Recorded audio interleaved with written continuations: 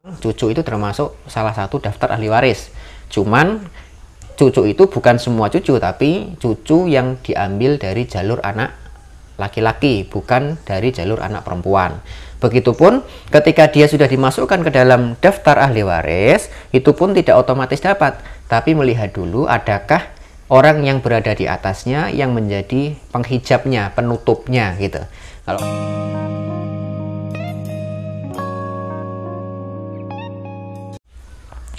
Bismillahirrahmanirrahim. Assalamualaikum warahmatullahi wabarakatuh.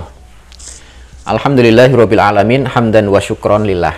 Teman-teman sekalian yang dirahmati Allah Subhanahu wa taala, dan semoga kita semua dalam keadaan sehat walafiat.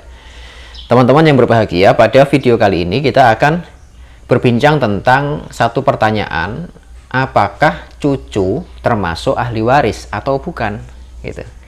Jika itu pertanyaannya, maka jawabannya adalah ya, cucu termasuk ahli waris atau cucu termasuk daftar ahli waris yang 17 itu. Tapi kemudian pertanyaan kedua, cucu yang seperti apa yang masuk ke dalam daftar ahli waris? Nah, teman-teman sekalian yang dirahmati Allah, yang dimaksud sebagai cucu yang mendapatkan atau masuk ke dalam ahli waris adalah cucu dari anak laki-laki. Saya buat permisalan gini. Ada suami istri, seorang bapak namanya Ahmad, punya istri namanya Zainab. Gitu. Ada orang namanya Ahmad dan ada orang namanya Zainab. Mereka berdua, bapak ibu suami istri ini, punya dua anak. Anak pertama namanya Umar, laki-laki, dan anak kedua namanya Fatimah, perempuan. Gitu. Maka Umar dan Fatimah ini dua-duanya adalah anaknya Pak Ahmad dengan Bu Zainab. Gitu. Kemudian suatu ketika Umar sudah menikah dan memiliki anak. Anak pertama namanya Utsman, laki-laki. Anak yang kedua namanya Aisyah, perempuan. Gitu. Kemudian Fatimah juga seperti itu, punya dua anak, satu laki-laki, satu perempuan. Yang laki-laki namanya Umar, yang satu namanya Asia. Gitu. Nah, teman-teman sekalian, dari kedua anaknya Pak Ahmad dan Pak Zainab ini, Bu Zainab ini, maka yang dianggap sebagai daftar ahli waris adalah Utsman dan Aisyah. Kenapa? Karena kalau dalam perwarisan Islam yang dilihat itu hanya cucu dari jalur anak laki-laki. Dalam hal ini yang dilihat laki-laki adalah Umar, sedangkan Fatimah ini perempuan. Maka secara umum bahwa Utsman dan Aisyah ini termasuk ahli waris karena dia anaknya anak laki-laki. Sedangkan Umar dan Asia ini karena anaknya anak perempuan, maka dia tidak masuk ke dalam daftar ahli waris. Maka mudahnya bahwa jalur dari Fatimah ini sejak awal langsung dicoret karena memang bukan daftar ahli waris. Nah, penyebutan Aisyah ini kalau dalam bahasa fikih atau bahasa faraid itu disebut bintul ibni. Bintu ibni. Bintu ibni itu maksudnya anak perempuan dari anak laki-laki. Anak perempuan dari anak laki-laki. Kalau Utsman ini namanya ibnin, anak laki-laki dari anak laki-laki gitu. Nah, itu yang dimaksud sebagai cucu yang berpotensi mendapatkan waris, atau memang dia masuk ke dalam daftar ahli waris.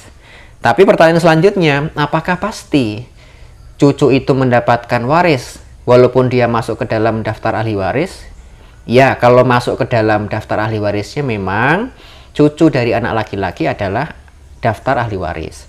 Tapi apakah pasti dia mendapatkan waris? Belum tentu, karena cucu itu termasuk ahli waris pada ring kedua. Artinya gini, jemaah sekalian, kalau ternyata suatu ketika ini Pak Ahmad meninggal dunia, wafat atau Bu Zainab wafat, namanya gitu, maka ahli warisnya adalah Umar dan Fatimah.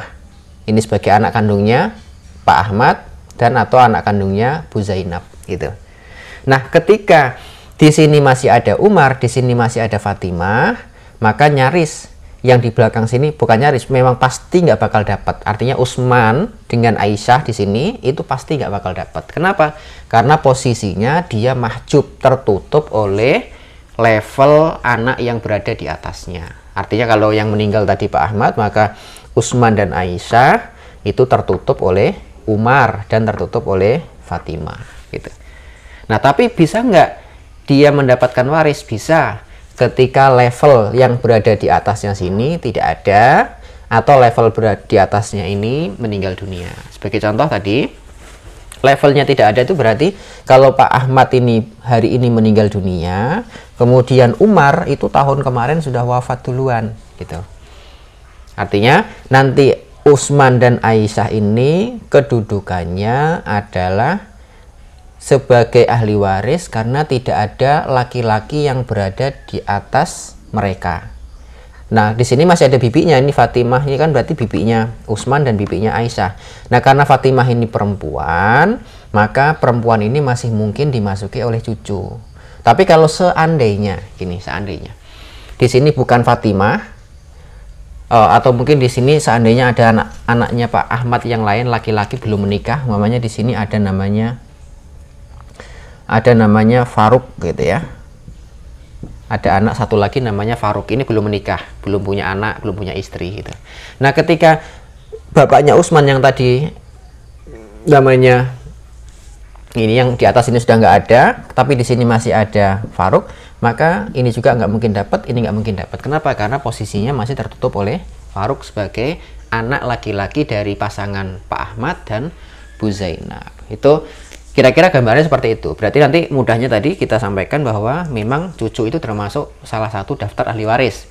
Cuman cucu itu bukan semua cucu, tapi cucu yang diambil dari jalur anak laki-laki, bukan dari jalur anak perempuan. Begitupun ketika dia sudah dimasukkan ke dalam daftar ahli waris, itu pun tidak otomatis dapat, tapi melihat dulu adakah orang yang berada di atasnya yang menjadi penghijabnya, penutupnya gitu. Kalau tadi dalam bab ini memang bapaknya Utsman dan Aisyah sudah wafat, benar. Tapi ternyata di sini masih ada pamannya yang juga laki-laki, yang itu akan menghalangi hak dia sebagai ahli waris. Baik, demikian teman-teman sekalian, moga-moga bisa dipahami. Qul qouli hadza, astaghfirullah li wa lakum. Assalamualaikum warahmatullahi wabarakatuh.